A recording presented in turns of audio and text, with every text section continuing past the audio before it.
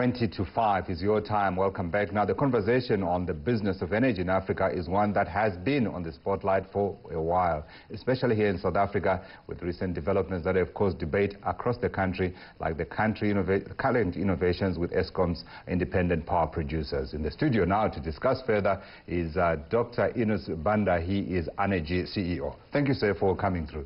Thank you. Thank you for having me. So when we heard that news yesterday about the country's integrated resource power plan, you must have been jumping up and down and said, this is what we've been waiting for, let's get going. No, we're really very excited about it. If you read it very carefully, you'll find us there in the form of the Kelvin Power Station. Okay. Which is one of the... Is that one of your own? One of the power stations of the 7. Explain quickly what you do. Well, Anergi is a power company. We own 7 power stations in 5 African countries: South Africa, Kenya, Ghana, Nigeria, and in Cape Verde. Right. We have a combination of both renewable and sustainable energy power plants. Right. And our plants serve about 30 million people on the African continent. We have about 1,800 megawatts into which we are invested. Right. This is a growing sector, obviously, so there's huge opportunity here. But always, in most cases, when you start talking about power, there's the issue of regulatory environment and the structures that are required to make sure that you guys are able to get to work and commit the capital that is required. With that movement yesterday that we saw from the South African side, is that enough? Well, the South African regulatory environment has already attracted capital. What was outstanding was the certainty of additional capital and sending a clear signal as to what the government expects into the future. Right. So the government sends the signal and says, this is the demand that we're projecting. These are the power sources based on the economic mix that makes sense for the country.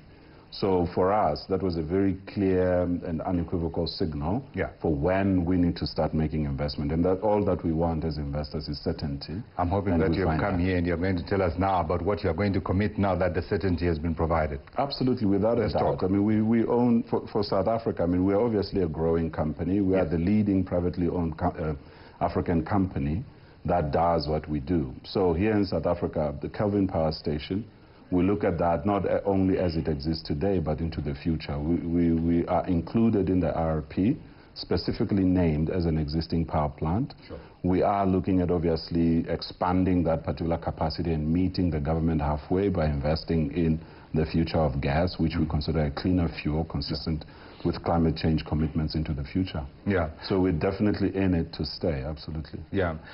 And in terms of the ability to raise capital, obviously the uncertainty has not helped that process.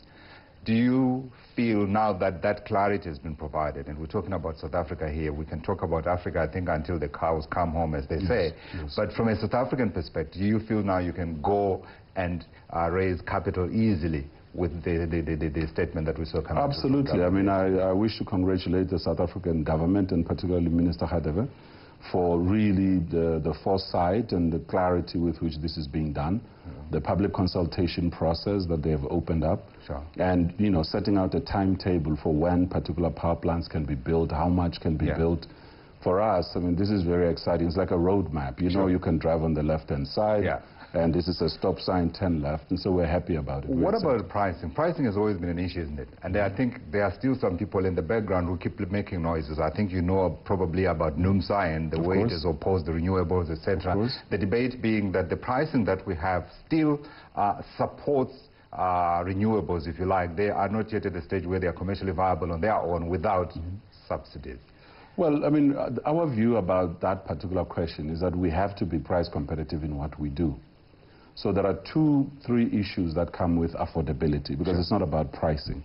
What is it about? Affordability is, on the one side, that there is enough revenue to make investment possible on a sustainable basis. Okay.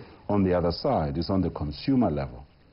A person must be able to afford the power that they are consuming. So there is a real price of producing something. Right. So affordability is a relative matter. So we're looking at it from the following perspective. There are those who can afford it and those who can't. And when in any situation, what do you do with the people who cannot afford something? And that becomes a social investment question. Sure. It becomes a question of how do you create a regulatory environment where those who can subsidize those who cannot. It has been done in telecoms here in South Africa, and that is a question of really creating a minimum consumption for energy, and the government recognizing that as a need similar to water, for instance, and how to deal with that. So to talk about this in binary matters, it's a dynamic question. Sure. So that's all I'm saying. Is that, but from our perspective as Anergi, we take that question of affordability into consideration in everything that we do. And so we focus on technologies that will be disruptive, and that will create efficient, affordable electricity and make us competitive in what we do.